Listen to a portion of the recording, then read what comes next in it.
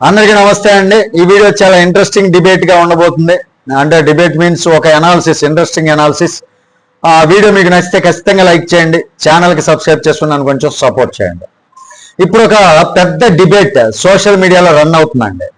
తమిళనాడులో విజయ్ గెలుపు తర్వాత మన ఆంధ్రప్రదేశ్లో ఒక్కసారిగా పోలికల పండగ మొదలైంది.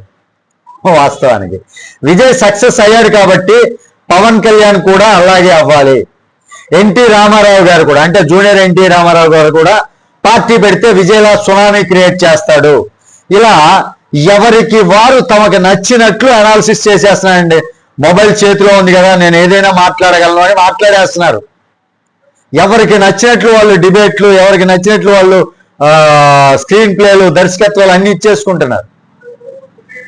కానీ ఒక చిన్న ప్రశ్న అడుగుతానండి, పోలికలు చేయటం అంత ఈజీనా? ఇక్కడ పాయింట్ 1 మాట్లాడదాం.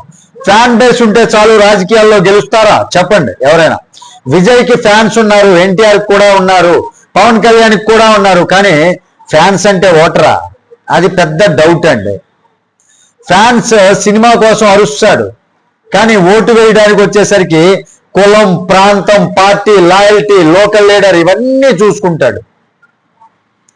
పిచ్చితనంగా సోషల్ మీడియాలో ప్రమోట్ చేసుకుంటున్నారు, పిచ్చితనంగా. ఫ్యాన్స్ వేరు, పొలిటికల్ గా ఉండేసరికి ఓటర్ వేరైపోతాడండి. ఇప్పుడు నేను సపోజ్ జూనియర్ ఎన్టీఆర్ ఫ్యాన్ అనుకోండి, పొలిటికల్ గా వచ్చేసరికి నేను వేరే ఆలోచన ఉంటుంది. నాకు కులం ఉంటుంది, ప్రాంతం ఉంటుంది, లాయల్టీ ఉంటుంది, పార్టీ ఉంటుంది, ఇలా రకరకాలుగా ఉంటుంది ఓటర్ యొక్క మైండ్ సెట్ అనేది. ఇవన్నీ చూసుకుంటాడు. కాబట్టి fan base equal to vote bank అనుకోవడం ఒక పెద్ద మిస్కాల్కులేషన్. ఇక రెండో పాయింట్, తమిళనాడు రాజకీయాలు వేరు, ఆంధ్రప్రదేశ్ రాజకీయాలు వేరు. దీనిపైన ఆల్రెడీ వీడియో చేశా. తమిళనాడులో చాలా కాలంగా సినిమా నుంచి రాజకీయాల్లోకి రావడం ఒక ట్రెండ్. కానీ ఆంధ్రప్రదేశ్లో పరిస్థితి అలా లేదు. ఇక్కడ ఇప్పటికే స్ట్రాంగ్ క్యాడర్ ఉన్నటువంటి పార్టీలు ఉన్నాయి. ప్రత్యేకంగా తెలుగుదేశం పార్టీ లాంటి పార్టీకి ఒక డీప్ రూట్ ఉంది, మంచి స్ట్రాంగ్ బేస్ ఉంది. ఇక మూడో పాయింట్ వచ్చేసరికి విజయ్ వర్సెస్ ఎన్టీఆర్.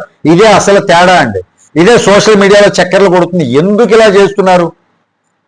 విజయ్ కొత్తగా వచ్చాడు, ఫ్యామిలీకి పొలిటికల్ హిస్టరీ లేదు, ఫ్యాన్స్ ని ముందుగానే గ్రౌండ్ లెవెల్లో యాక్టివేట్ చేశాడు.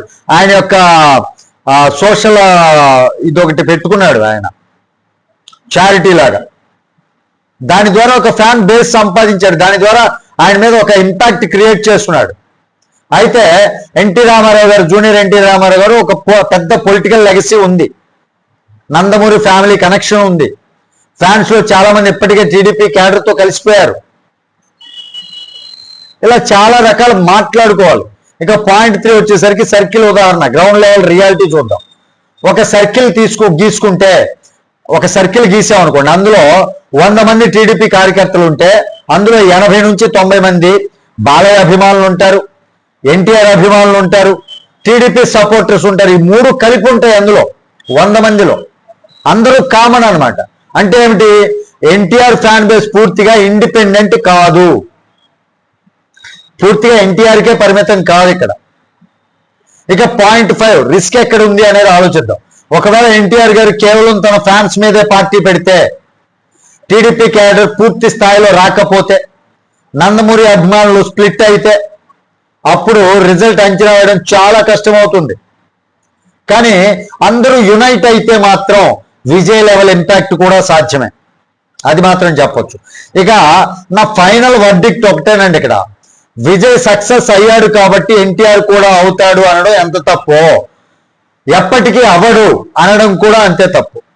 పాలిటిక్స్ లో టైమింగ్ చాలా ఇంపార్టెంట్, అలయన్స్లు చాలా ఇంపార్టెంట్, పబ్లిక్ మూడ్ అనేది కూడా చాలా ఇంపార్టెంట్.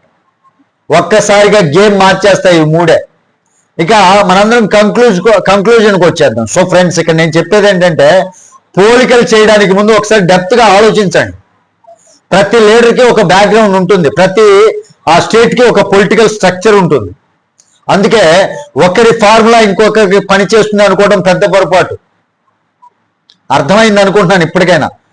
ఈ వీడియో మీద మీ అభిప్రాయం ఏంటి అనేది కామెంట్ రూపంలో తెలియజేయండి. ఇలాంటి క్లియర్ అనాలిసిస్ కోసం వీడియో నచ్చితే లైక్ చేయండి, షేర్ చేయండి. మరిన్ని నిజాలు తెలుసుకోవాలంటే ఛానల్కి సబ్స్క్రైబ్ చేసుకోండి. తిరిగి తర్వాత వీడియోతో మీ ముందుకు వస్తున్నప్పుడు వరకు సెలవు. జై హింద్.